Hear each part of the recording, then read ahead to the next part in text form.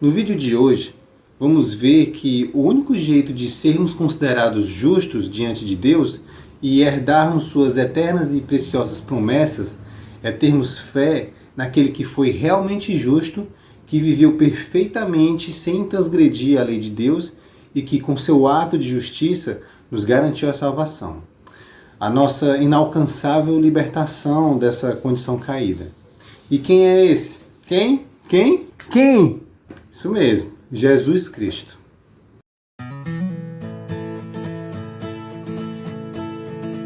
Olá, irmãos e irmãs, mais uma vez estamos aqui no canal Farol 7.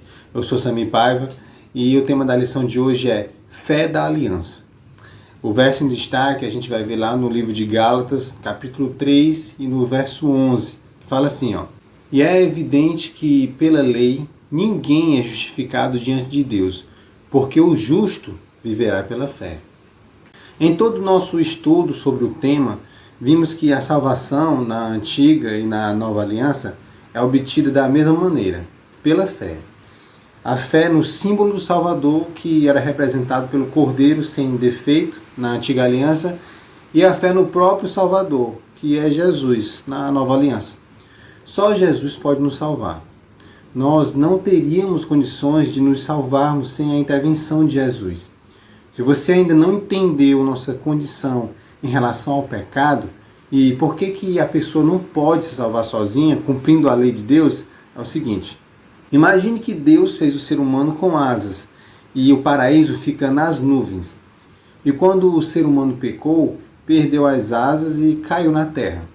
Então a raça humana já nasce sem asas, sofrendo, olhando para o céu, porque é impossível chegar no paraíso sem um par de asas. Deus, se compadecendo com o caso perdido de sua criação, se torna humano para dar suas próprias asas para que os humanos possam voltar para o paraíso. Agora Jesus é o único ser humano que não perdeu suas asas.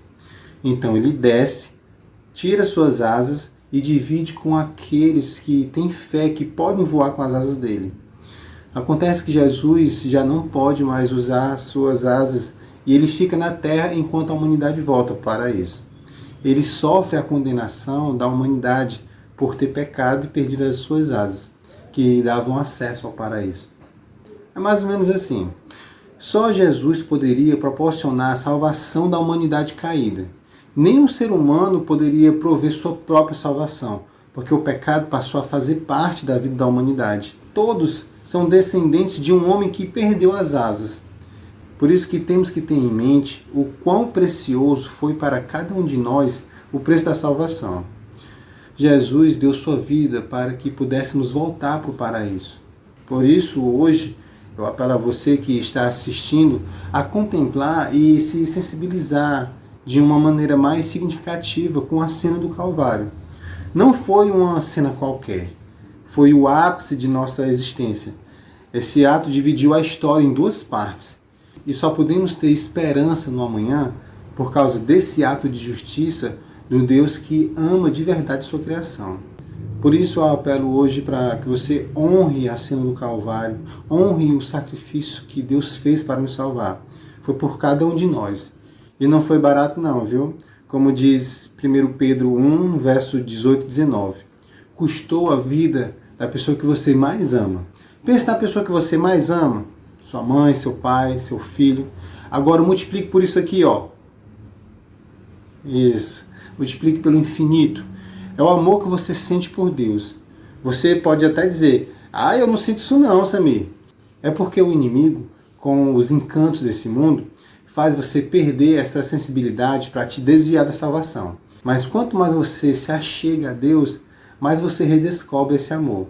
Mais considera a cena do Calvário e, consequentemente, mais perto da salvação você fica.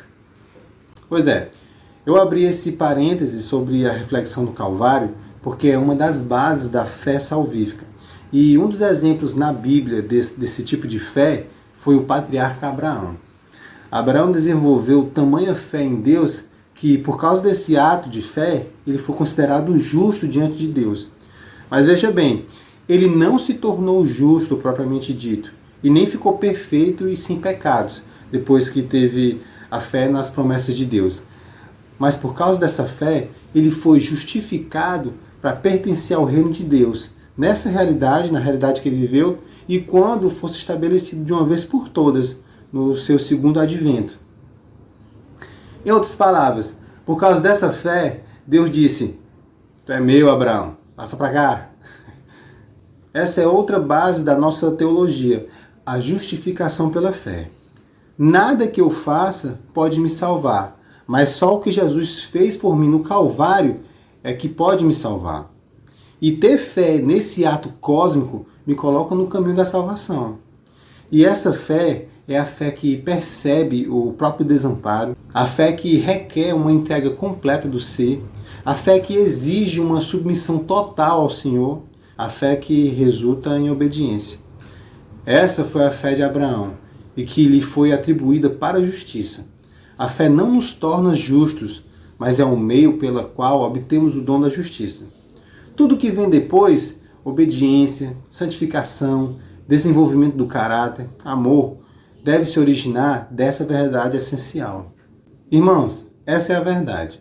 Não são suas doações generosas, não é aquele sopão que você faz toda quinta-feira, não são suas penitências, suas rezas, seus mantras, não é morrer numa guerra santa e nem uma temporada no purgatório que vai te salvar.